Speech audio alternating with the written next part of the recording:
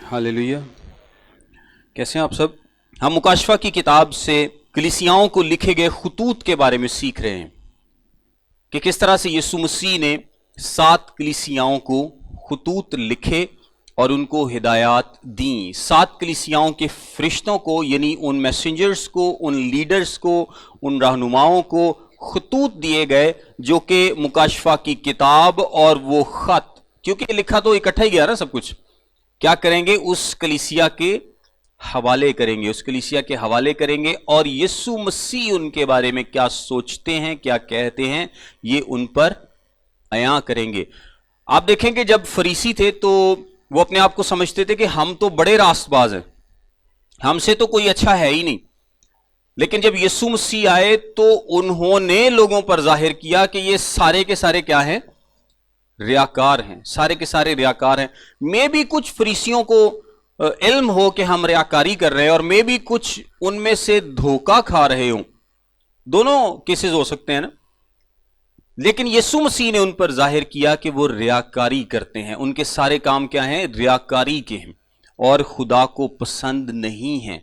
यीशु मसीह ने खुदा की मर्जी, खुदा का पॉइंट ऑफ व्यू फरीसियों पर जाहिर किया कि खुदा उनके बारे में क्या सोचता है। वो अपने बारे में चाहे सोचते हो कि हमसे ज्यादा तो कोई रास्तबाज है ही नहीं, और कलाम में हमें ये बात मिलती भी है लूका की इंजील में, जब एक फरीसी जाके कहता है कि मैं तो रोजे रखता हूं, ये हूं, वो हूं, अपने आप को रास्तबाज ठहराते थे। इसी तरह कलीसियाएं में भी अपनी उस सिचुएशन से वाकिफ नहीं है, लेकिन यीशु मसीह इन कलीसियाओं को, जो कि एक्चुअल में कलीसियाएं थी एशिया माइनर में, एशिया कोचक में, जो कि आजकल तुर्की का इलाका है, वहां पर ये जो एक्चुअल कलीसियाएं एग्जिस्ट करती थी, मॉडल कलीसियाएं आप इनको समझ लें, इनको यीशु मसीह ने बताया है कि मैं उनके बारे में क्या सोचता हूं, यानी यीशु इन कलीसियाओं के बारे में क्या सोचता है। और फिर कहीं कहीं कलीसिया की तारीफ की गई है, कहीं उसको तनबीह की गई है, कहीं उसको वार्निंग दी गई है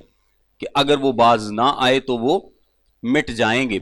अच्छा, इसमें हमारे लिए भी एक वार्निंग मौजूद है, एक तनबीह मौजूद है, एक आप कह लें कि इंफॉर्मेशन भी मौजूद है। और जो उन कलीसियाओं में काम हो रहे थे, इससे हम अपने आप को जांच सकते हैं। हमें ये इंफॉर्मेशन क्यों दी गई है, हमारे पास ये क्यों खुतूत पहुंचे हैं, ताकि हम अपने आप को जांच सकें। आज की कलीसिया अपने आप को जांच सके कि अगर ये बातें हम में पाई जाती हैं, इन 7 कलीसियाओं में जो बातें पाई जाती हैं, 2 में अच्छी हैं, 5 में ज्यादातर बुरी हैं। 2 की खबर अच्छी है और 5 की खबर अच्छी नहीं है। सो अगर ये बातें हम में पाई जाती हैं तो हमारे लिए यीशु मसीह क्या सोचते हैं, ये हम इसमें से सीख सकते हैं। आप अपने चर्च में, किसी भी चर्च में जाके ये बात सीख सकते हैं कि अगर ये खुसूसियात हमारे चर्च में हैं, हमारे लीडर्स में हैं, हमारे लीडर इस तरह की हरकतों सकनात करते हैं, तो यीशु मसीह उनके बारे में क्या सोचते हैं। और आप एक तरह से फ्यूचर का अंदाजा भी लगा सकते हैं कि हमारे चर्च का फ्यूचर क्या होने वाला है, क्योंकि जो तनबीह इन कलीसियाओं को की गई है, जो वार्निंग इनको दी गई है, अगर आज हमारा चर्च मतलब जो भी आप लोकल चर्च जिस भी जाते हैं, क्योंकि हर कोई दूसरे से फर्क है, आप तमाम कलीसिया को, तमाम चर्च को सिंगल यूनिट के तौर पे इस तरह से नहीं देख सकते इन खुतूत के तनाजुर में, क्योंकि हर चर्च दूसरे से फर्क है। कोई चर्च तो बहुत सारे मिशनरी पैदा करता है, बहुत जबरदस्त तालीम डॉक्ट्राइन पर कायम है, किसी ने गुनाह से समझौता कर लिया है, कोई कुछ करता है, कोई कुछ। सो हर कोई अपने चर्च के मुताबिक अंदाजा लगा सकता है कि हमारे लिए यीशु मसीह क्या सोचते हैं, खुदा की क्या सोच है और हमारा फ्यूचर क्या होने वाला है। अगर इन कलीसियाओं में मौजूद अच्छी बातें हैं हमारे चर्च में, तो इसका मतलब है कि जो अच्छी बातें इन कलीसियाओं के लिए की गई हैं वो हमारे लिए भी हैं। और अगर हमारे अंदर अच्छी बातें मौजूद नहीं हैं, तो जो तनबीह इनको की गई है, जो वार्निंग इनको दी गई है, वो हमारे लिए भी है। सो हमें अलर्ट होने की जरूरत है, इसीलिए ये बातें यहां पर लिखी गई हैं। अच्छा, आपको पता है कि दुनिया में कोई भी कलीसिया जो है वो परफेक्ट नहीं है, कोई भी चर्च जो है वो परफेक्ट नहीं है। कोई एक सिंगल चर्च भी इस दुनिया में परफेक्ट नहीं है। इस दुनिया की बात करें तो कोई एक पास्टर भी परफेक्ट नहीं है। आप कहना जी वो फलां बंदा तो परफेक्ट है, तो परफेक्ट तो इस दुनिया में तो कोई नहीं हो सकता। इस गुनाह के जिस्म में कोई परफेक्ट نہیں ہو سکتا. اور اگر کوئی کہے کہ جی میں پرفیکٹ ہوں, مجھ سے کوئی خطا نہیں ہوتی, مجھ سے کوئی گناہ نہیں ہوتی, تو وہ کیا کرتا ہے؟ وہ شخص جھوٹ بولتا ہے. تو وہ اسی شخص میں, اسی بات میں وہ اپنے آپ کو دھوکہ دے رہا ہے, جھوٹ بول رہا ہے کہ جی میں پرفیکٹ ہوں اور میں جناب کوئی بہت بڑی چیز ہوں, میں کوئی اسپیشل چیز ہوں. تو دنیا میں پرفیکٹ کلیسیا نہیں ہے, پرفیکٹ پاسٹر نہیں ہے, اور پرفیکٹ ایماندار بھی نہیں ہے. کوئی ایسا شخص نہیں ہے جو کہ خطا نہ کرتا ہو یا گناہ نہ کرتا ہو. ہاں انٹینسٹی کم یا زیادہ ہوتی ہے, کوئی زیادہ کرتا ہے, کوئی کم کرتا ہے, کوئی بہت کم کرتا ہے, لیکن غلطیاں اور خطائیں اور ایون گناہ بھی تقریباً سب لوگوں سے ہوتے ہیں. آج جس کلیسیا کے بارے میں ہم پہلے بات کرنے جا رہے ہیں, یہ کلیسیا بھی پرفیکٹ نہیں ہے, یہ کلیسیا بھی پرفیکٹ نہیں ہے, لیکن یسوع مسیح نے بڑی ہی خوبصورت باتیں اس کے لیے کی, بڑی ہی خوبصورت باتیں اس کلیسیا کے لیے کی.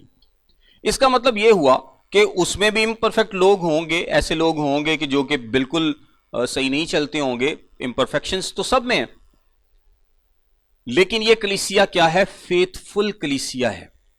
تمام تر امپرفیکشنز کے باوجود کلیسیا کیا ہو سکتی ہے؟ فیتھ فل ہو سکتی ہے. یعنی ایسی کلیسیا ہو سکتی ہے جو خداوند کو پسند آئے.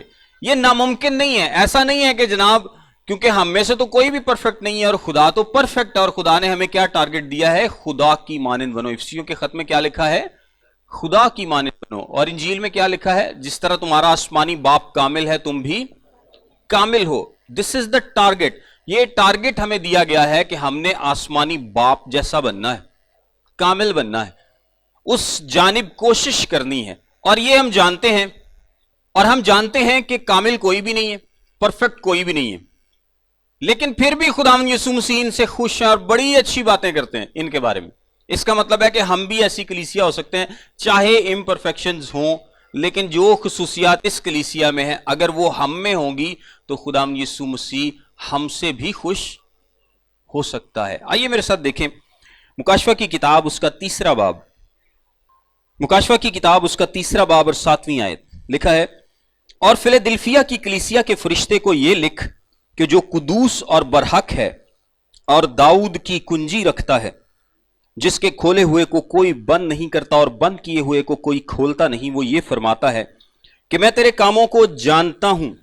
دیکھ میں نے تیرے سامنے ایک دروازہ کھول رکھا ہے, کوئی اسے بند نہیں کر سکتا, کہ تجھ میں تھوڑا سا زور ہے اور تو نے میرے کلام پر عمل کیا ہے اور میرے نام کا انکار نہیں کیا.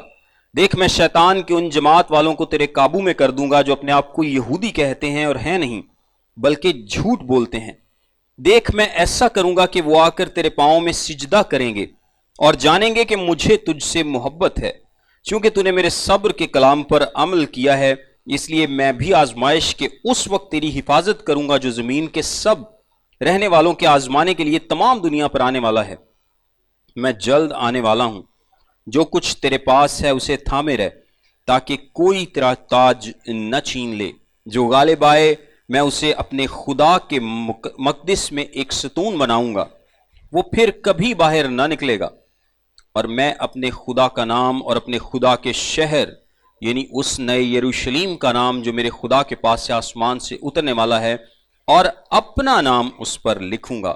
جس کے کان ہو وہ سنے کہ روح کلیسیاؤں سے کیا فرماتا ہے. آمین. اب یہ دیکھیں یہ چھوٹی سی کلیسیا, لیکن اس کو کافی لمبا خط لکھا گیا اور کافی امپورٹنٹ باتیں اس میں کی گئی ہیں. سو ہم جلدی کریں گے تاکہ ہم اس کو پورا کر سکیں اور اس سے آگے جو لودیکیا کی کلیسیا کے نام پیغام ہے اس کو بھی پورا کر سکیں. سو یہ فیلادلفیا, اگر میں شہر کی بات کروں تو یہ سردیس جو کہ ہم نے پچھلی کلیسیا کے بارے میں سیکھا تھا وہ کون سا تھا؟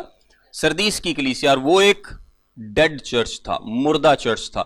اس میں تھوڑے سے ایماندار لوگ موجود تھے لیکن زیادہ تر اس میں غیر ایماندار تھا. یعنی اگر آپ فلو دیکھیں نا تو سب سے پہلے چرچ کون سا تھا؟ افسس. اس کی تعلیم بڑی اچھی ہے لیکن ان کی محبت ٹھنڈی پڑ گئی.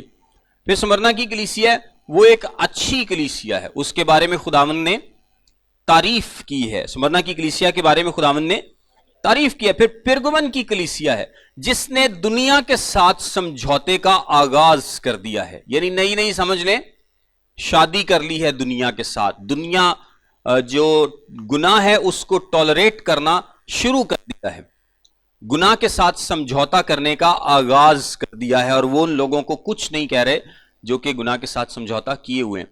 اور پرگمن کے بعد تھواتیرا کی کلیسیا ہے۔ تھواتیرا کی کلیسیا بہت آگے بڑھ چکی ہے، بہت زیادہ آگے بڑھ چکی ہے اس سارے سلسلے میں۔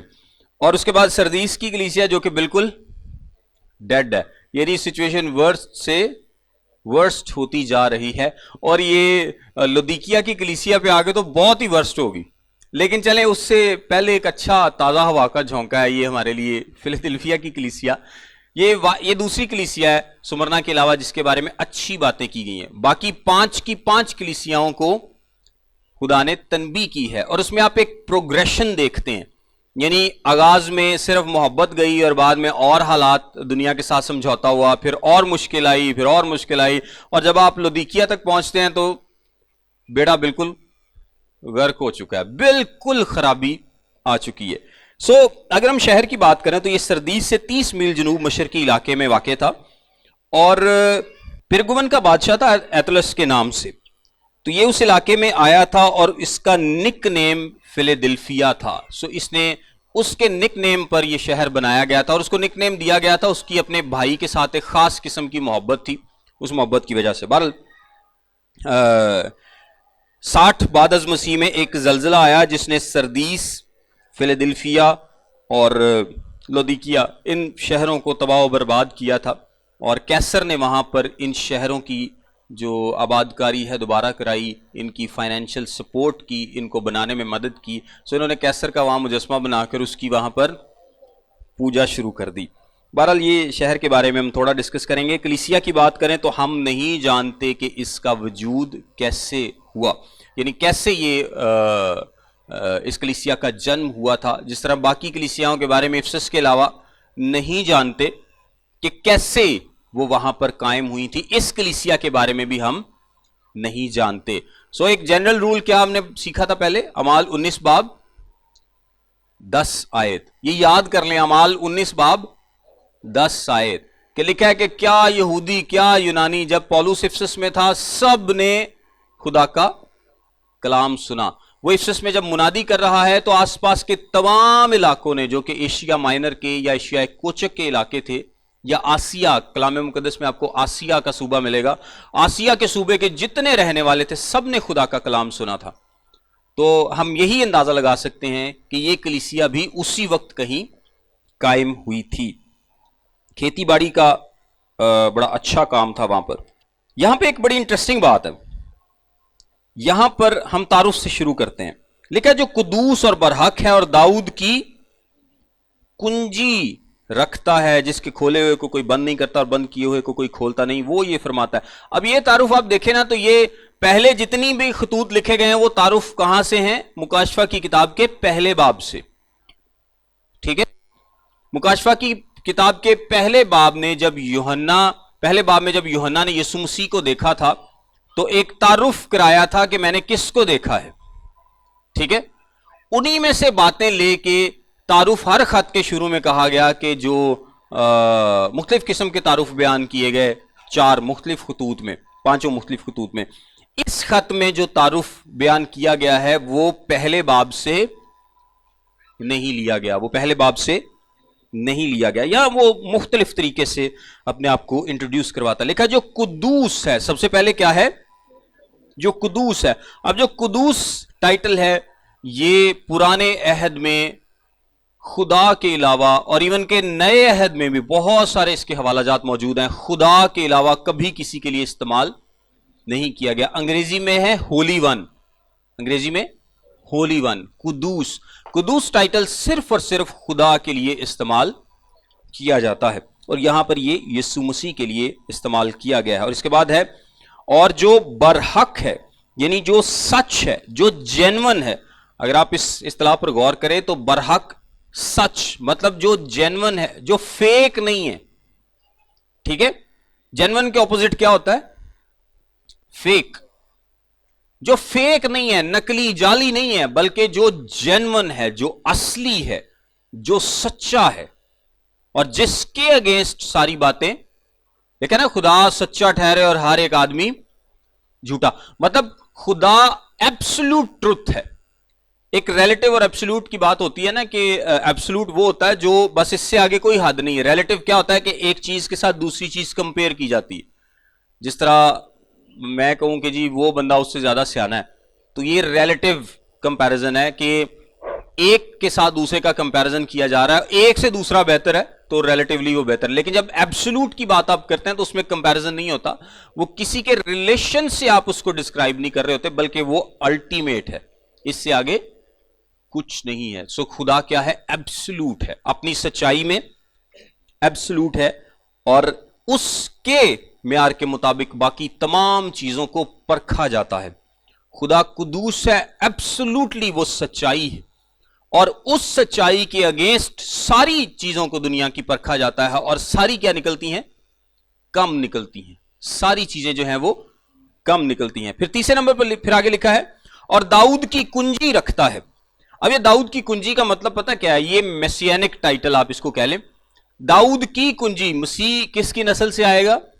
داؤد میں سے. سو یہ یسوع کے مسیح ہونے کو بتاتا ہے کہ یہ خط کون لکھ رہا ہے؟ جو مسیح ہے, جس کے پاس ایک مسیح کے کریڈنشلز ہیں. مسیح یہ خط لکھ رہا ہے, جس کے کھولے ہوئے کو کوئی بند نہیں کرتا اور بند کیے ہوئے کو کوئی کھولتا نہیں. مطلب یسوع مسیح کے پاس کنجی ہے, اور کنجی کس کی ہے؟ آسمان کی, آسمان کی بادشاہی کی ہے. اس کے پاس کلام ہمیں بتاتا ہے ہیل ہیمن دونوں کی کنجی کس کے پاس ہے؟ یسوع مسیح کے پاس ہے. اس کی مرضی کے بغیر نہ تو کوئی آسمان کی بادشاہی میں داخل ہو سکتا ہے, نہ کوئی اس سے باہر آ سکتا ہے. کنجی کیا ہے؟ کنجی اختیار کو ظاہر کرتی ہے. کنجی ہمیشہ اختیار کو ظاہر کرتی ہے. جس کے پاس کنجی ہے اس کے پاس اختیار ہے. پرانے عہد میں بھی آپ کو یہ بات ملے گی. اور جس کے پاس کنجی ہوتی تھی گھر میں, جس کے پاس کنجی ہو اس کے پاس اختیار ہوتا ہے. اور پرانے زمانے میں جب بادشاہوں کے جو خزانے تھے تو وہ اختیار کس کے پاس ہوتا تھا؟ جس کے پاس کنجی ہوتی تھی, یعنی جو اس کنجی پر اتھارٹی رکھتا ہے, جس کے کہنے سے وہ استعمال ہو سکتی. چیز باہر جا سکتی ہے اور اندر جا سکتی. تو یہ بادشاہی کی کنجی کس کے پاس ہے؟ یسوع مسیح کے پاس. اور جس کو وہ چاہے گا وہ اندر جائے گا, اور وہ چاہے گا تو کوئی باہر آئے گا, ادروائز نہیں. یہاں پر یسوع مسیح اس کلیسیا کی تعریف کرتے ہیں. اس کلیسیا کی تعریف کہتے ہیں. وہ کہتے ہیں میں تیرے کاموں کو جانتا ہوں. جس طرح یسوع مسیح سب جانتے ہیں. یوحنا کی انجیل اس کے 2 باب اور 25ویں آیت کے مطابق یسوع مسیح کسی چیز کی, کسی شخص کی حاجت نہیں رکھتا کہ کوئی اس کو کسی شخص کے بارے میں بتائے. وہ سب جانتا ہے. ہی از اومنیشنٹ. اور یہ پہلے خطوط میں بھی یہ بات آئی ہے کہ میں تیرے کاموں کو جانتا ہوں. دیکھ میں نے تیرے سامنے ایک دروازہ کھول رکھا ہے, کوئی اسے بند نہیں کر سکتا. اب یہ دروازہ کھولنے کا مطلب گوسپل پھیلانے کی اپرچونٹیز. یہ آسمان کی بادشاہی کا دروازہ ہے, اور اس دروازے کو کلیسیا کے ذریعے, یہ کلیسیا کو ڈیلیگیٹ کی گئی ہے یہ بات. جس طرح پطرس کو یسوع مسیح نے کہا تھا نا کہ جو آسمان کی بادشاہی کی کنجیاں تجھے دوں گا. اس کا مطلب پتہ کیا کہ وہ جب عید پینتیکوست پر اس نے سرمن سنایا تو آسمان کی بادشاہی, روح القدس کے نزول کے بعد آسمان کی بادشاہی کا دروازہ سب کے لیے کھل گیا. سو یہ کلیسیا ہے, یہ خدا کے لوگ ہیں جو کہ خدا کے لوگوں کو, جو لوگ ایمان لے کر آتے ہیں, آسمان کی بادشاہی میں شامل کرنے کا وسیلہ بنتے ہیں. سو یہ گوسپل کی سپریڈ کی اپرچونٹیز ہیں. اور اس دروازے کے بارے میں پہلا کرنتھیوں اس کا 16واں باب, دوسرا کرنتھیوں دوسرا باب, کلسیوں کا خط اس کا 4تھا باب, یہاں پر بھی دروازے کا ذکر ہے. پولس کہتا ہے کہ خدا نے میرے لیے ایک دروازہ کھول رکھا ہے. یہ بیسیکلی گوسپل کی اپرچونٹی. ہم آگے جا کر بھی اس کا ڈسکس کرتے ہیں تھوڑا سا. کوئی اسے بند نہیں کر سکتا کہ تجھ میں تھوڑا سا زور ہے اور تو نے میرے کلام پر عمل کیا. اچھا, یہ جو تجھ میں تھوڑا سا زور ہے نا, اس کو آپ نے یہ نہیں سمجھنا کہ یہ کلیسیا ویک ہے. ٹھیک ہے, اس کو اس کی ویکنس نہیں سمجھنا کہ اس کلیسیا میں شاید روحانی طور پر کوئی ویکنس ہے, کیونکہ اس کلیسیا کی بہت تعریف کی گئی ہے. اس کا مطلب یہ ہے تجھ میں تھوڑا زور, مطلب کہ یہ جسمانی طور پر اتنے مضبوط نہیں ہے. کچھ لوگ کہتے ہیں کہ یہ شاید تعداد میں کم ہے, اس لیے ان کو کہا گیا ہے. اور کچھ لوگ کہتے ہیں کہ ان میں کوئی بڑے بڑے نام نہیں تھے اس کلیسیا میں, جس طرح سے ہوتا ہے نا کہ جی ساڑی کلیسیا تو فلانا ایم این اے بھی آتا ہے تو فلانا, تو ان کی جو دنیاوی جو جسمانی طور پر پاور ہے وہ نہیں ہے. روحانی طور پر یہ کلیسیا مضبوط ہے, تھوڑی ہے, چھوٹی ہے, روحانی طور پہ ویک نہیں ہے. کیونکہ آگے جا کے کانٹیکسٹ میں جب آپ دیکھتے ہیں کہ خدا یسوع مسیح نے ان کی تعریف کی ہے, اور تھوڑا سا زور اگر روحانی طور پر ہوتا تو اس کا مطلب ہے کہ یہ تو پھر روحانی طور پر بڑے ویک ہو چکے ہیں, اور پھر یہ تعریف نہیں بنتی تھی, پھر تعریف نہیں بنتی تھی. سو یہ روحانی طور پر ویک نہیں ہے, لیکن جسمانی طور پر شاید سائز میں, چاہے دنیاوی طور پر رتبے رکھنے میں, لوگوں کی شمولیت میں, پاورفل لوگوں کی شمولیت شاید ان کے پاس نہیں تھی. سو یہ زور جو ہے یہ جسمانی طور پر زور کو بیان کرتا ہے کہ تجھ میں تھوڑا سا زور ہے اور تو نے میرے کلام پر عمل کیا اور میرے نام کا انکار نہیں کیا. میرے نام کا انکار نہیں کیا, اس کا مطلب پتہ کیا ہے؟ اس کا مطلب یہ ہے کہ شاید ان پر بھی پریشر تھا کہ یہ نام کا انکار کریں, اسی لیے تو یسوع مسیح نے کہا نا کہ میرے نام کا انکار نہیں کیا. اس کا مطلب ہے یہ امپلائیڈ بات ہے اس میں کہ ان پر بھی پریشر تھا کہ یہ یسوع کے نام کا انکار کریں, لیکن انہوں نے انکار نہیں کیا. دیکھ میں شیطان کی ان جماعت والوں کو تیرے قابو میں کر دوں گا جو اپنے آپ کو یہودی کہتے ہیں اور ہیں نہیں بلکہ جھوٹ بولتے ہیں. دیکھ میں ایسا کروں گا کہ وہ آ کر تیرے پاؤں میں سجدہ کریں گے اور جانیں گے کہ مجھے تجھ سے محبت ہے. اچھا یہ دیکھیں, یہ یہودیوں کی بات کی گئی ہے, یہاں پر بھی یہودی ہیں جو کہ اس کلیسیا کو ستاتے ہیں, جو کہ اس کلیسیا کو تنگ کرتے ہیں. اور یہ پہلے بھی ہم نے خط میں دیکھا تھا کہ کس طرح سے یہودی کلیسیا کے لیے مشکل پیدا کرتے ہیں. سو خدا یسوع مسیح کیا کہہ رہے ہیں کہ وہ یہودی تیرے پاؤں میں آ کر سجدہ کریں گے. اس کا مطلب بیسیکلی جو ٹرم ہے وہ یہ ایکسپلین کرتی ہے کہ جس طرح پرانے زمانے میں جو ہار مان لیتا تھا وہ کیا کرتا تھا, بادشاہ کے قدموں میں آ کے جھکتا تھا, اس کی مان لیتا تھا. سو یہ لوگ کیا کریں گے, یہ آ کر سر تسلیم خم کریں گے, یہ سر تسلیم خم کریں گے, اس کلیسیا کی بات کو مانیں گے. اور شاید یہی ان کے پاس ایک دروازہ ہے جو کہ ان لوگوں کے لیے کھولا ہوا ہے جو کہ اس کلیسیا کو تنگ کر رہے ہیں. خدا نے گاسپل اپرچونٹی ان لوگوں کے لیے پرووائڈ کی ہے جو کہ ان لوگوں کو تنگ کر رہے ہیں. اور جانیں گے کہ مجھے تجھ سے محبت ہے. کیا زبردست بات ہے. چونکہ تو نے میرے صبر کے کلام پر عمل کیا اس لیے میں بھی آزمائش کے اس وقت تیری حفاظت کروں گا جو زمین کے رہنے والوں کے آزمانے کے لیے تمام دنیا پر آنے والا ہے. اچھا اس میں دو باتیں ہیں, میں ایک ایک کر کے لفظوں کو اس لیے ایکسپلین کر رہا ہوں کیونکہ اس کے بغیر سمجھ نہیں آئے گی. یہاں پر ایک وقت کا ذکر کیا گیا ہے کہ اس وقت تیری حفاظت کروں گا جو زمین کے رہنے والوں کے آزمانے کے لیے تمام دنیا پر آنے والا ہے. دو طریقوں سے اس کو انٹرپریٹ کیا جاتا ہے. کچھ لوگ کہتے ہیں کہ شاید وقتی طور پر اس کلیسیا پر, اس علاقے پر یا اس وقت کی دنیا پر کوئی مشکل وقت آنے والا تھا اور یسوع مسیح نے کہا کہ جی میں اس میں تیری حفاظت کروں گا. لیکن اس کی ایک اور جو انٹرپریٹیشن ہے وہ یہ ہے, اور وہ شاید بہتر ہے, کہ دنیا کے آخر کی بات کی گئی ہے. یہ وقت تمام دنیا پر غیر ایمانداروں پر سب آنے والا ہے. ایک وقت آنے والا ہے جو کہ تمام دنیا پر آئے گا. اور چونکہ تو نے میرے صبر کے کلام پر عمل کیا اس لیے میں بھی آزمائش کو اس وقت تیری حفاظت کروں گا. اچھا یہ جو حفاظت کرنے کے لیے یہاں پر ہے نا, یہ آؤٹ آف لفظ استعمال ہوا ہے. ٹیوئک, اس کا مطلب ہے آؤٹ آف. جس طرح یوحنا کی انجیل کے 17ویں باب کی 15ویں آیت میں بھی یہ لفظ استعمال ہوا ہے. اس کا مطلب ہوتا ہے نکال لینا. اور یہ پری ٹرائبولیشن کے پیریڈ کو بھی ڈسکرائب کرنے کے لیے لوگ اس حوالے کو استعمال کرتے ہیں. یعنی مصیبت کا, اس بڑی مصیبت کا, بڑی اظہار ثانی کا جب دور, یعنی جو دانییل کی کتاب میں جب ہم آخری ہفتے کا ذکر پڑھتے ہیں, اس اظہار ثانی اور مصیبت کے آغاز سے پہلے میں کیا کروں گا, اس سے تمہیں نکال لوں گا اور اس میں تجھے جانے نہیں دوں گا. سو آگے جب شروع میں ہم نے تھوڑا سا ڈسکس کیا تھا, آگے بھی کریں گے, کہ جو پری ٹرائبولیشن ریپچر کی بات کی جاتی ہے تسلونیکیوں کے خط میں, جس ریپچر کا ذکر ہے, یعنی کلیسیا آسمان پر اٹھا لی جائے گی. اور پری ٹرائبولیشن والے لوگ کیا کہتے ہیں کہ اس مصیبت اور اظہار ثانی کے دور سے پہلے کلیسیا آسمان پر اٹھا لی جائے گی اور وہ اس مصیبت سے نہیں گزرے گی، وہ اس مصیبت سے نہیں گزرے گی. اور اس کے برعکس جو لوگ ہیں وہ کہتے ہیں کہ کلیسیا بھی اس مصیبت میں گزرے گی، اس کو پوسٹ ٹرائبولیشن کہتے ہیں. بہرحال یہ شاید اس آخری بڑی مصیبت کا ذکر ہے، اور یسوع مسیح یہاں پر کہتے ہیں کہ آزمائش کے اس وقت تیری حفاظت کروں گا، یعنی تجھے اس سے نکال لوں گا، بچا لوں گا، میں جلد آنے والا ہوں. اور یہ بات بھی ریلیٹ کی جاتی ہے کہ میں جلد آنے والا ہوں، آئی ایم کمنگ کوئکلی. تو یہ جب بھی یسوع مسیح نے کہا ہے تو یہ اپنی دوسری آمد کے بارے میں بات استعمال کی ہے. جو کچھ تیرے پاس ہے اسے تھامے رہ تاکہ کوئی تیرا تاج نہ چھین لے. اچھا، یہاں پر جو تاج ہے ہم نے پہلے بھی دیکھا تھا کہ تاج کس کو ریپرزینٹ کرتا ہے؟ اجر کو. تاج کس کو؟ اجر کو ریپرزینٹ کرتا ہے، نجات کو نہیں. ٹھیک ہے، تاج نہ چھین لے، اس کا مطلب یہ ہے کہ آپ اپنا اجر کھو سکتے ہیں.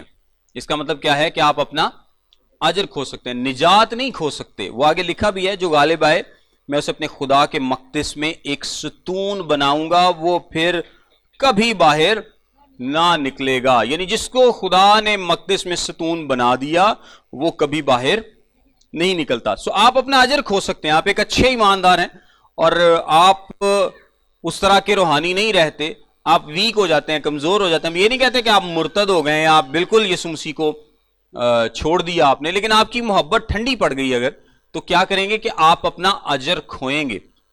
نہ صرف وہ اجر جو آپ کو ملے گا بلکہ وہ اجر بھی جو آپ پا سکتے تھے. کیا خیال ہے کہ آپ اور محنت کر کے اور زیادہ جاں فشانی کر کے اور زیادہ تگ و دو کر کے آپ پولس کی طرح بہت زیادہ جاں فشانی کر کے اور بھی اجر پا سکتے تھے، اور اگر آپ نہیں کریں گے تو آپ اس اجر کو کھو دیں گے. جو غالب آئے اسے میں اپنے خدا کے مقدس میں ایک ستون بناؤں گا. پرانے زمانے میں بھی ایسا ہوتا تھا، اور یہاں پر بھی لکھا گیا ہے کہ جب بھی کسی کو عزت دی جانی ہوتی تھی تو اس کے نام کندہ کیے جاتے تھے ستون پر.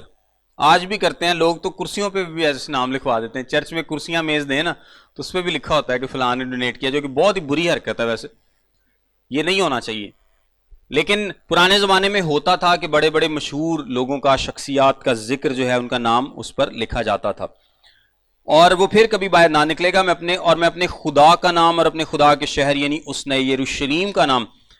پہلے نمبر پہ کس کا نام ہوگا اس ستون پر؟ اس ایماندار کا. ٹھیک ہے. دوسرے نمبر پر کس کا نام ہوگا؟ خدا کا. اور خدا کا نام کیا ظاہر کرتا ہے؟ ملکیت کو ظاہر کرتا ہے کہ اس شخص کا مالک کون ہے؟ خدا ہے. اور اس کے بعد خدا کے شہر یعنی اس نئے یروشلیم کا. اور نئے یروشلیم کا نام کیا ظاہر کرتا ہے؟ پرماننٹ ریزیڈنس کو، کہ اب کیونکہ اس کا نام لکھ دیا گیا ہے، اس کا مالک خدا ہے، یہ بندہ یہاں کا رہائشی ہے، اس کا مالک خدا ہے اور اس کی پرماننٹ ریزیڈنس ہے اس نئے یروشلیم میں. اس کو یہاں سے کوئی ریموو نہیں کر سکتا. کرایہ دار نہیں گا کہ نوٹس دے کے تے انہوں کاٹ دیتا جائے. اور پھر ایک اور نام لکھا ہے، اور اپنا نیا نام اس پر لکھوں گا. اپنا نام یعنی یسوع مسیح کا نام بھی وہاں پر لکھا ہوگا. جس کے کان ہو وہ سنے کہ روح کلیسیاؤں سے کیا فرماتا ہے. یہ بڑی زبردست بڑی زبردست باتیں اس کلیسیا کے لیے خدا نے کی ہیں. تعریف ہی تعریف کی ہے. اور یہ بھی امپرفیکٹ ہی تھے، پرفیکٹ نہیں تھے. یہ بھی کوئی بھی پرفیکٹ نہیں ہو سکتا، لیکن اس کا مطلب یہ ہے کہ اگر ہم بھی فیتھفل ہوں، ہم بھی قائم رہیں، تو ہماری بھی تعریف ہو سکتی ہے. ہم بھی جہاں فشانی کریں تو ہماری بھی تعریف ہو سکتی ہے. ضروری نہیں ہے کہ تنبیہ ہی ہوگی بلکہ تعریف بھی ہو سکتی ہے. اس کے بعد آخری کلیسیا ہے لودیکیا کی کلیسیا. اور یہ وہ کلیسیا ہے جس کا ہم نے کہا تھا کہ اس نے بالکل یہاں پر آ کر بیڑا ہی غرق کر دیا. آپ سمجھ لیں کہ ایک تو ڈیڈ چرچ تھا نا سردیس کا، اس میں تو پھر تھوڑی جان باقی تھی کہ تھوڑے سے وہاں پر ایماندار موجود تھے. یعنی آپ سمجھ لیں کہ جس طرح یہ دنیا کا کھیت ہے تو اس میں گندم کے پودے بھی ہیں اور جڑی بوٹیاں بھی ہیں، اور خدا نے ہر جگہ پر گندم کے پودے ایماندار ضرور رکھیں، چاہے وہ تھوڑے سے ہیں چاہے زیادہ ہیں. کسی کھیت میں بہت زیادہ ہوں گے، کسی میں تھوڑے ہوں گے، لیکن مقصد کیا ہے کہ یہ جو جڑی بوٹیاں ہیں یہ گندم کے دانوں سے اثر پکڑیں.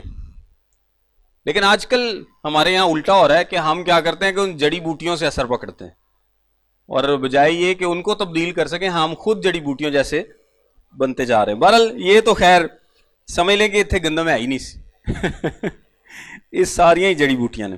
لکھا ہے 14ویں آیت میں، اور لودیکیا کی کلیسیا کے فرشتے کو یہ لکھ کہ جو آمین اور سچا اور برحق گواہ اور خدا کی خلقت کا مبدا ہے وہ یہ فرماتا ہے، 4 باتیں، آمین، سچا اور برحق گواہ اور خدا کی خلقت کا مبدا۔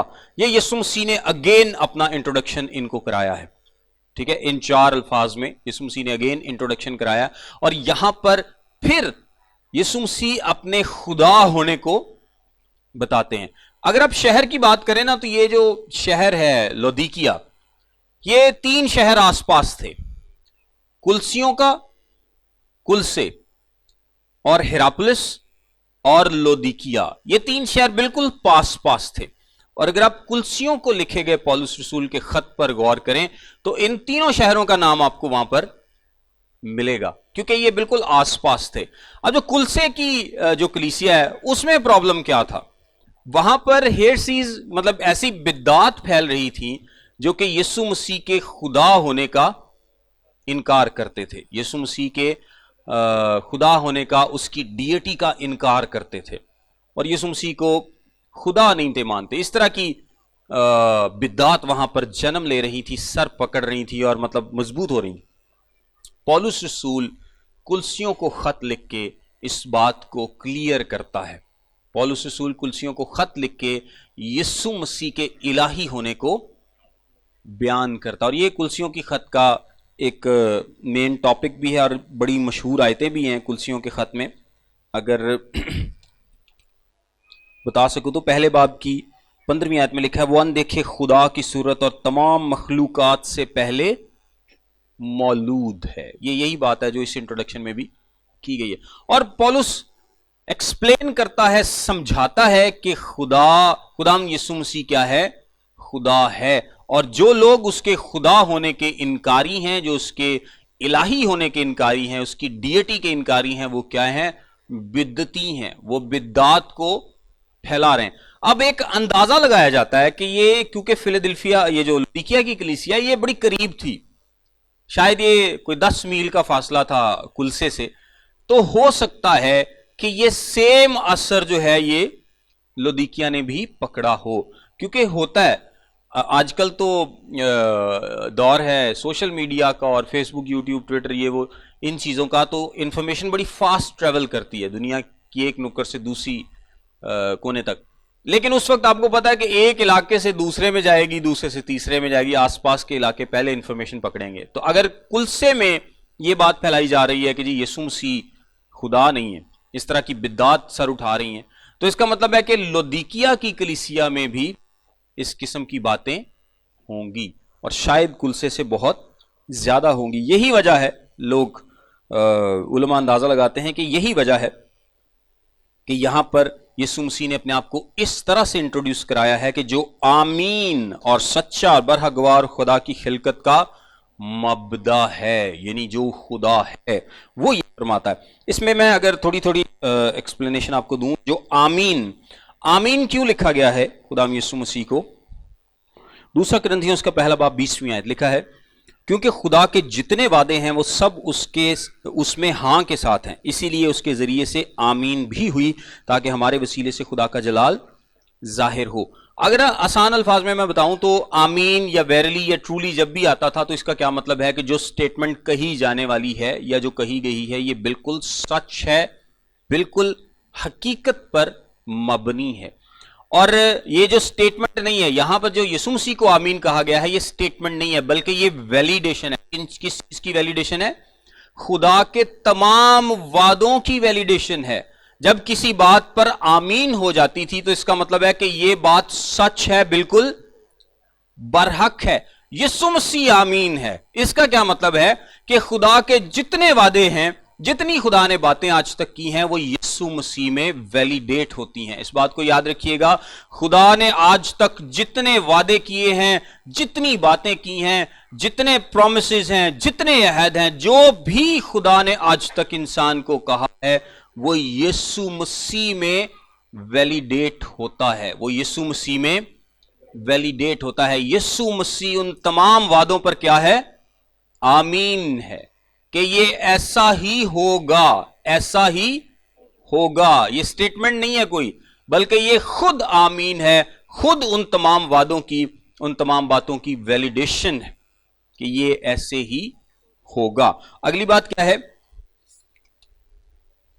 और सच्चा और बरहक गवाह और खुदा की खिलकत का मबदा, यानी जो क्रिएशन में, इसका मतलब, अच्छा ये कुछ लोग लेते हैं जो बिदात वाले हैं कि जी यीशु मसीह पहला क्रिएटेड बीइंग था। इसका मतलब ये नहीं है, इसका मतलब है सुप्रीम वन, जिसके वसीले से सारी जो क्रिएशन है वो हुई है। पहला क्रिएटिव बीइंग नहीं, यानी पहली क्रिएशन नहीं है। ऐसा नहीं है कि सबसे पहले यीशु मसीह को खल्क किया गया है, उसको तख्लीक, उसकी तख्लीक हुई और उसके बाद उसके वसीले से आगे सारी तख्लीक हुई। ऐसे नहीं है, क्योंकि अगर यीशु मसीह को तख्लीक किया गया है तो इसका क्या मतलब है कि वो अजल से नहीं है, वो अजली अबदी नहीं है, और वो अल्फा और ओमेगा भी नहीं है, क्योंकि जिस चीज का शुरू है उसका आखिर भी है।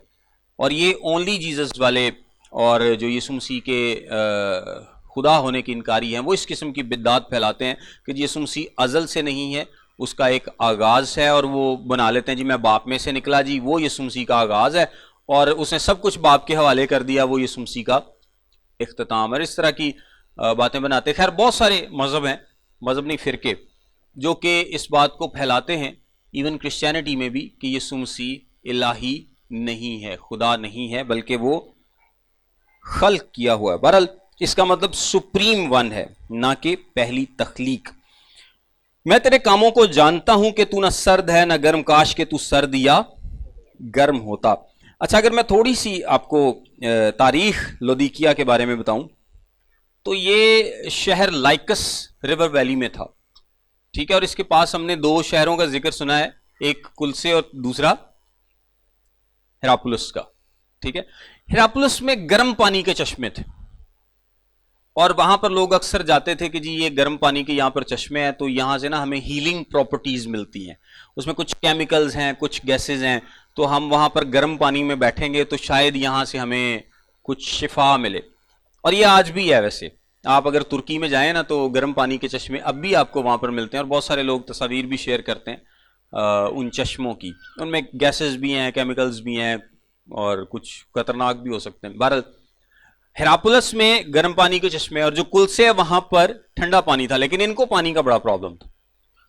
इनके पास जो रिवर यहां से गुजरता था वो बहुत ही गंदा था, उसका पानी इस्तेमाल के काबिल नहीं था। सो इन्होंने 5 मील दूर से तकरीबन एक एक्वाडक्ट बनाई और पानी वहां से लेकर आए, एक एक्वाडक्ट के जरिए, अंडरग्राउंड पानी की नाली के जरिए। एक बड़ी नाली थी, वो छोटी नाली नहीं, लेकिन उससे ये क्या करते थे, पानी लेके आते थे। पानी में केमिकल्स की वजह से वो पानी एक तो इतना अच्छा नहीं था, दूसरा क्या होता था, वो पानी पहुंचते पहुंचते नीम गर्म सा हो जाता था वो ना ठंडा है ना गर्म है, तो लोगों को ना वैसे घिन आती थी उस पानी से, लेकिन मजबूरी है, क्या करें। यानी वो कुलसे में तो है ठंडा पानी और वहां पर गर्म है, तो ये थे नीम गर्म जो है। तो ये एक इंपॉर्टेंट रोल है इनको इस बात को समझाने के लिए भी, इस इलाके की जोग्राफी हैसियत की बात करें। इसके अलावा ये जो शहर है ये अमीर बड़ा था, इसमें बैंकिंग का निज़ाम बड़ा ज़बरदस्त था, और इनके पास बड़े पैसे थे। 60 में, हाँ जी लौदीकिया की बात करें, 60 बाद अज़ मसीह में जब जलजला आया तो हमने देखा ना कि वो दूसरे शहरों ने तो मदद ली कैसर से, और उन्होंने अपने शहरों को आबाद किया। इस शहर के लोगों ने कहा हमें पैसों की ज़रूरत नहीं है। ये पाकिस्तान नहीं था तो पाकिस्तान को तो हमेशा ज़रूरत रहती है ना पैसों की, तो ये बल्कि हमें तो बड़ी खुशी होती है, हम ऐलान करते हैं कि जो उसने भी हमें दे दिए उसने भी दे दिए।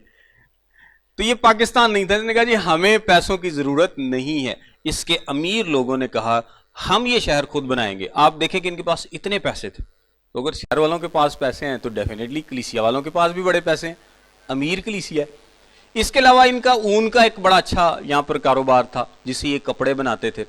ایک اور یہاں پر بڑی مشہور چیز تھی, وہ ان کا ایک میڈیکل سکول تھا. یہ ساری چیزیں ریلیٹ کریں گے, آپ دیکھیں گے. ان کا ایک میڈیکل سکول تھا اور اس میں یہ آنکھوں کی ایک آئنٹمنٹ بناتے تھے, آپ ایک سرما ٹائپ کہہ لیں یا ایک دوائی کہہ لیں, جو کہ آنکھوں کی بیماریوں کے لیے بڑی موزوں تھی. یہ اس شہر کی خصوصیات تھی. اب آئیے دیکھتے ہیں کہ خدا یسوع مسیح کیا کہتے ہیں. میں تیرے کاموں کو جانتا ہوں کہ تو نہ سرد ہے نہ گرم, کاش کہ تو سرد یا گرم ہوتا. آپ یہ سرد گرم والی بات کو وہاں سے ریلیٹ کر سکتے ہیں کہ یہ کلیسیا ایک ایسی کلیسیا ہے جو کہ سمجھ لیں کہ ایک ڈیڈ چرچ ہے نا, ایک تو بالکل فارغ چرچ ہے. یہ تقریباً یہ سارے لوگ کیا ہیں, یہ غیر نجات یافتہ لوگوں کی کلیسیا ہے.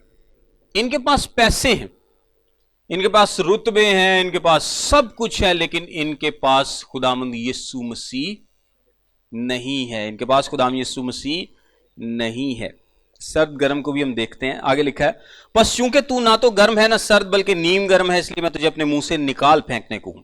اور چونکہ تو کہتا ہے کہ میں دولت مند ہوں اور مالدار بن گیا ہوں اور کسی چیز کا محتاج نہیں, اور یہ نہیں جانتا کہ تو کم بخت اور خوار اور غریب اور اندھا اور ننگا ہے, اس لیے میں تجھے صلاح دیتا ہوں کہ مجھ سے آگ میں تپایا ہوا سونا خرید لے تاکہ دولت مند ہو جائے. اب یہ جو میں نے آپ کو بات بتائی کہ ان کے پاس پیسے بڑے تھے, انہوں نے روم سے پیسے نہیں لیے کہ جی ہم اپنا شہر خود ہی بنا لیں گے, ہمارے پاس پیسے بڑے.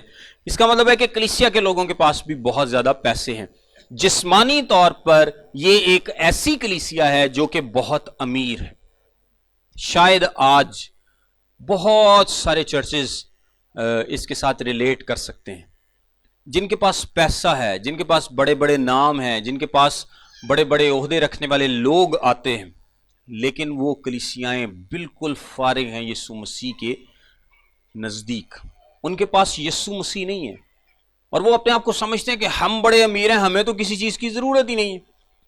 وہ کہتے ہیں نا کہ جی امیر شخص خدا کی عبادت نہیں کرتا, کیونکہ وہ سوچتا ہے کہ میرے کو تو گئی پیسے نے, خدا نے مینوں ہور کی دینا. آپ اکثر دیکھیں گے کہ جو بہت زیادہ امیر ہیں نا, وہ خدا سے دور ہوتے ہیں, اور جو غریب شخص ہے نا, بہت ہی غریب, وہ بھی پرواہ نہیں کرتا.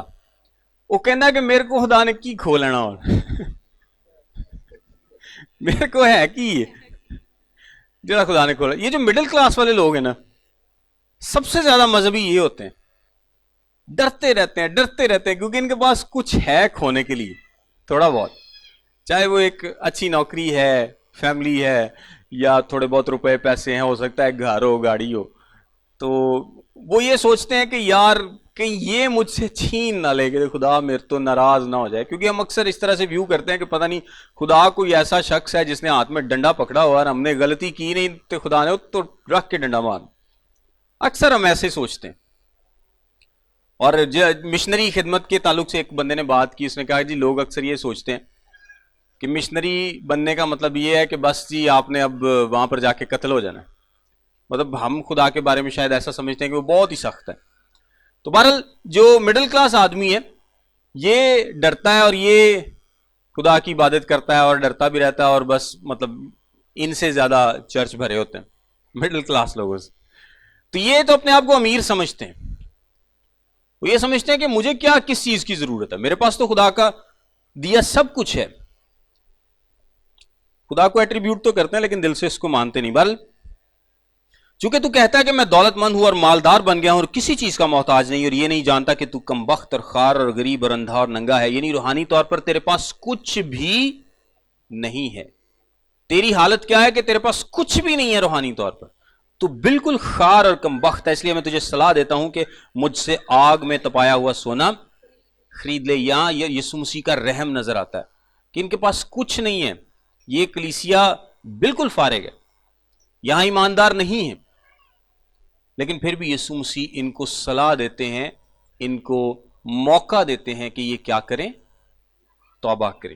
وہ آج بھی چرچز کو اسی طرح موقع دیتا ہے کہ وہ توبہ کریں. مجھ سے آگ میں تپایا ہوا سونا لے لے. اور اگر آپ سونے کے تعلق سے بات کریں تو پطرس کے خط میں, اس کا پہلا پطرس اس کے پہلے باب کی 7ویں آیت میں ایمان کا ذکر ہے. یعنی یہ سونا روحانی برکات کو ظاہر کرتا ہے، روحانی برکات کو جو کہ نجات کا حصہ ہے ظاہر کرتا ہے۔ اور سفید پوشاک لے تاکہ تو اسے پہن کر ننگے پن کے ظاہر ہونے کی شرمندگی نہ اٹھائے۔ سفید پوشاک کس چیز کو ظاہر کرتی ہے؟ راست بازی کو، پاکیزگی کو، اور وہ بھی نجات کے ساتھ ہے۔ اور آنکھوں میں لگانے کے لیے سرما لے تاکہ تو بینا ہو جائے، یعنی تو خدا کو، اس کی باتوں کو دیکھ سکے اور سمجھ سکے۔ سونا، تو سمجھتا ہے کہ میں امیر ہوں، بڑا امیر ہوں، میرا بڑا اچھا بینکنگ نظام ہے، میرے کو تو پیسے بڑے نہیں، لیکن وہ کہتا ہے کہ تو مجھ سے، جس طرح عیسائی کی کتاب میں لکھا نا کہ آؤ اور مول لو، جس کے پاس پیسے نہیں ہیں وہ بھی آئے اور مول لے۔ تو سونا مجھ سے خرید لے، مجھ سے حاصل کر۔ جو تو اپنے پاس سمجھتا ہے نا کہ میرے پاس بڑی دولت ہے، تو کم بخت ہے، تو خار ہے، تیرے پاس کچھ نہیں ہے۔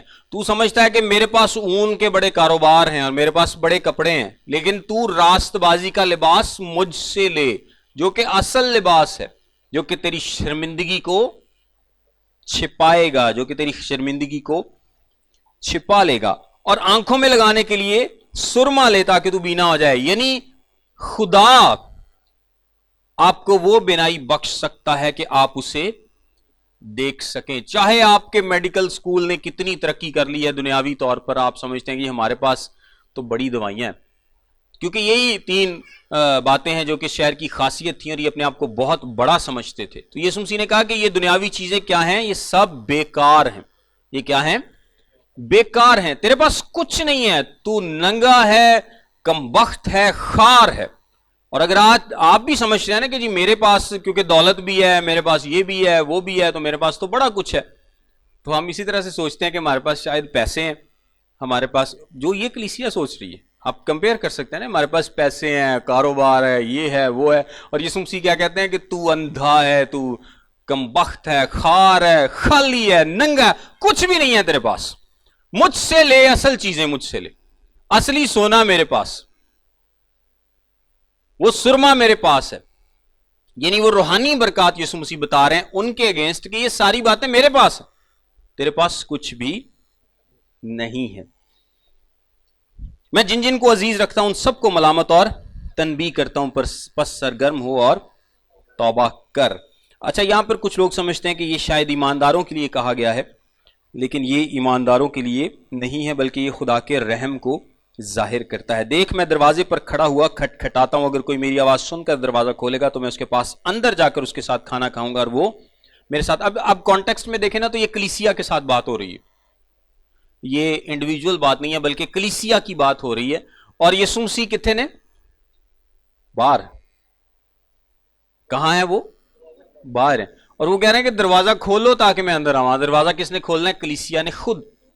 اس کا مطلب ہے کہ اس کلیسیا میں یسوع مسیح موجود نہیں، یسوع مسیح موجود نہیں، اور جس کلیسیا میں یسوع نہیں ہے وہ کلیسیا جینون کلیسیا نہیں ہے۔ اور آج بھی بہت سارے چرچ ایسے ہیں جنہوں نے واقعی یسوع مسیح نو باہر کھڑا کیتا ہے۔ بلکہ ایک بات بھی کہی جاتی ہے کہ ایک چرچ تھا اور وہاں پر یسوع مسیح آ گئے اور آگے جا کر بیٹھ گئے، تو کسی نے کہا کہ جی یہ تو میری سیٹ ہے، آپ پیچھے آ جائیں۔ تو دوسرا تیسرا کرتے کرتے یسوع مسیح گرجے تو باہر، تو جو چرچ بھر گیا، ایک اور بندہ آیا، انہوں بھی سیٹ نہ لبھی، تو انہوں نے کہا یسوع نے کہا نہ تو مینوں نہیں اندر جان دیتا تھے، تینوں کتنے جان دینا۔ تو یہ دنیاوی چرچز کا یہی حال ہے، دنیاوی چرچ میں یسوع مسیح باہر ہیں، یسوع چرچ کے اندر نہیں بلکہ باہر ہے، لیکن یہ اس کا رحم ہے، اس کا فضل ہے کہ وہ کیا کر رہا ہے، آج بھی نوک کرتا ہے کہ مجھے اندر آنے دو۔ یہ اس کا رحم ہے، یہ اس کی کمزوری نہیں بلکہ اس کی محبت ہے اور اس کا رحم۔ اور وہ کیا کہتا ہے کہ میں دروازے پر کھڑا ہوا کھٹکھٹاتا ہوں، یعنی موقع دے رہا ہوں، ابھی بھی تم لوگوں کو موقع دے رہا ہوں کہ دروازہ کھولو اور مجھے قبول کرو۔ اگر کوئی میری آواز سن کر دروازہ کھولے گا تو میں اس کے پاس اندر جا کر اس کے ساتھ کھانا کھاؤں گا اور وہ میرے ساتھ۔ یہ کھانا کھانا کس چیز کو ظاہر کرتا ہے؟ ایک شراکت کو، رفاقت کو ظاہر کرتا ہے، جس طرح کلیسیا کی یسوع مسیح کے ساتھ رفاقت اور شراکت ہے۔ جو غالب آئے میں اسے اپنے ساتھ اپنے تخت پر بٹھاؤں گا، جس طرح میں غالب آ کر اپنے باپ کے ساتھ اس کے تخت پر بیٹھ گیا۔ یعنی ریوارڈ بتایا گیا ہے کہ اگر تم مجھے اندر آنے دو گے، توبہ کرو گے، تو جس طرح باپ کے تخت پر میں بیٹھا ہوں تم بھی ہمارے تخت پر ہمارے ساتھ ہوگے۔ یعنی کہ کوئی چھوٹی بات نہیں، یہ بہت بڑا प्रिविलेज है। जिसके कान हो वो सुने कि रूह कलीसियाओं से क्या फरमाता है, और आप सब लोग भी सुने कि खुदा का रूह आपसे क्या फरमाता है। खुदावंद आप सबको बरकत दे।